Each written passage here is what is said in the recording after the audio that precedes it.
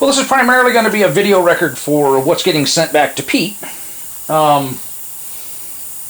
Yeah, instead of doing a list and blah, blah, blah.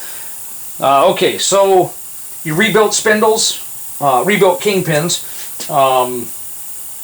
The bearing adapters are already mounted. These are 620 spindles. Already been videos on these and everything. These Zerk fittings for the grease fittings and that stuff, they're right here in a pack. I cleaned up the existing ones because I didn't have any brand new ones with this thread. The other stuff I have is SAE for the 521s and that stuff. I did not mount them because I wanted as a visual reminder for you to realize that, hey, I got to put them in and pack them with grease.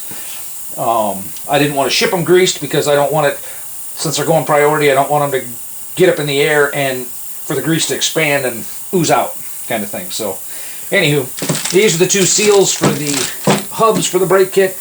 These are bolts. This is the hardware that's left for the brake kit to mount it up, to mount the brackets to the spindle, and then mount the caliper bracket to the brackets. I couldn't remember. I know you bought some Z'd lower control arms, and I couldn't remember if I had these at the time. These are the lock bolts for down here. A pair will go with rebuilt spindles or with rebuilt Z'd control arms, so you may end up with an extra set if I sent them before. There's the master cylinder push rod, and it has been shaved down so that you can use the stock pin, and there's room for the spring to catch on. This is the urethane bushing kit, upper control arm bushing kit that goes in the top of the dog bones. You'll just have to tap those in with a hammer and then grease everything up. The grease is in here, the washers. I did put channels inside manually. Don't laugh. They'll hold more grease, but they're not pretty. Inside the hub here, these are the seals that go down around here.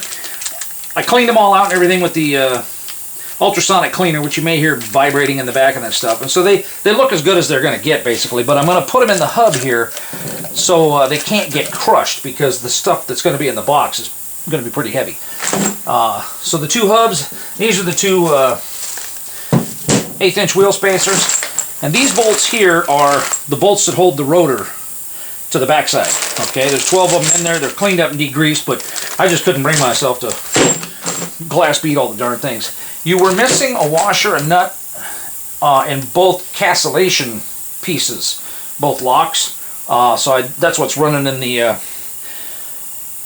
ultrasonic cleaner right now. Is I managed to find a set that I had gotten from the scrapyard however many years ago or whatever. I don't normally have extras, but I found a set, and so I'll throw those in. It'll be the two nuts, the two washers, and the two stamped tin pieces that go on there with the that are like a castle to keep it's the nut lock or whatever. So I think that's it. I'm going to start boxing it up, and might go out today, might go out tomorrow. Oh, it's not going out today. Still got to get paid. All right, buddy. That's it.